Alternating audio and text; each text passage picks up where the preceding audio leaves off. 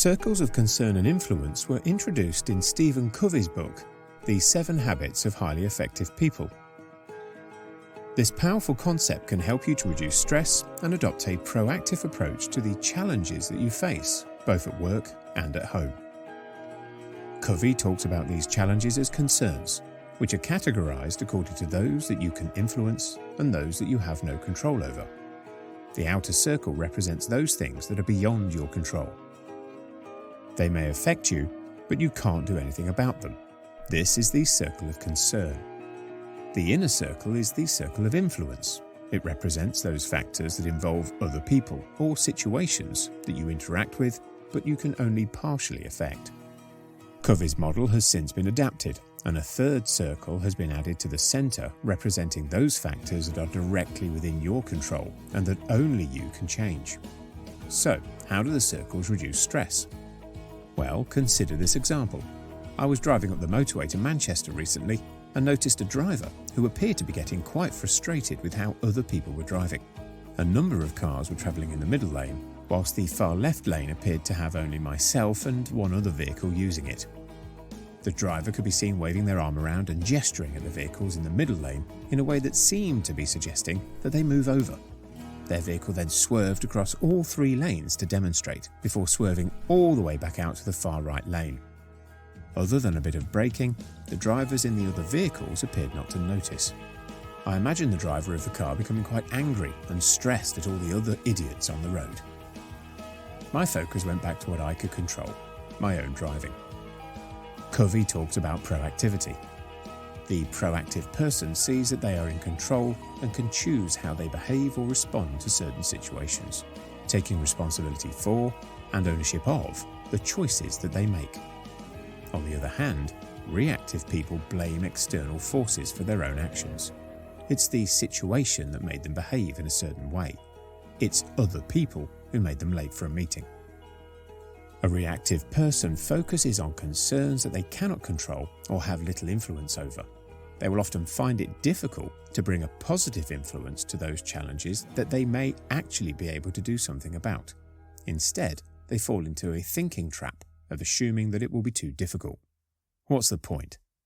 Or making it someone else's problem. It's not me. So how does knowing about the circles of concern and influence help you? Well, when you recognize that something is beyond your control, don't waste your time and energy thinking about it. Instead, concentrate your efforts on those things that you can do something about. Focus your energy on those things over which you have direct control and can make decisions about. Or seek to influence positively by role modeling behaviors, providing effective feedback, and leveraging your network of working relationships. Instead of thinking, I've got to go to another of those waste of time meetings, recognize that attending the meeting is your choice. Once you own that choice, you can then try to influence a more positive outcome. For example, by asking the meeting organizer, to help me prepare, could you let me know what you're hoping to get out of the meeting? What do you expect my contribution to be? Or you might even offer to help keep the meeting on track by chairing the meeting itself. If you're faced with a particularly challenging or potentially volatile situation, recognize that you have the choice to remove yourself from that situation. Let's take 10 minutes to grab a drink and come back to this later. Your action here may also influence the other person, neutralizing those emotions that were making the situation feel difficult, so that you can continue in a more productive way. When you find yourself worrying about any situation, pause, take 3 deep breaths, and think, how much control do I actually have over this?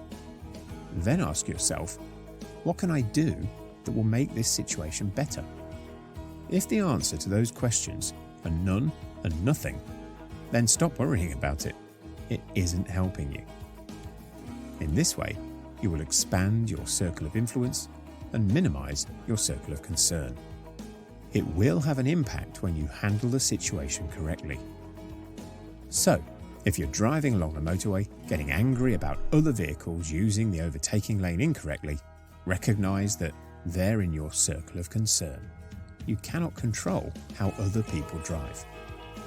Instead, save your energy by choosing to focus on something within your circle of control, how you drive.